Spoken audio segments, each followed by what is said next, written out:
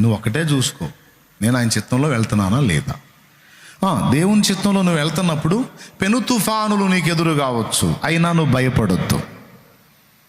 దైవ చిత్తంలో నేను ఉన్నానా లేదా, దైవ చిత్తంలో నేను బ్రతుకుతున్నానా లేదా, దైవ చిత్త ప్రకారం నా ప్రయాణం ఉందా లేదా ఒక్కటి చూసుకో కరెక్ట్గా, ఇంకెళ్ళిపో. పెను తుఫాన్లు నీకు ఎదురు కానీ నేను చెబుతున్నా, ఒక వెంట్రుక కూడా కదలదంతే.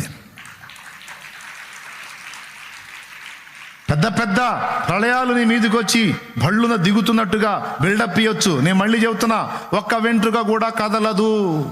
ఇక అంతే, ఏది ఎదురొచ్చినా సరే ఆగదంతే, సాగిపోతాం.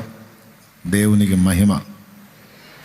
అంతేకాదు, స్వీయ చిత్తంలో నేను అనే స్వయం కేంద్రంగా బ్రతికే జీవితంలో విరిగిపోతే దేవుని శక్తి నీ మీద పనిచేసిద్ది. నీలో నువ్వు ఉన్నంత వరకు ఆయన ఉండలేడు.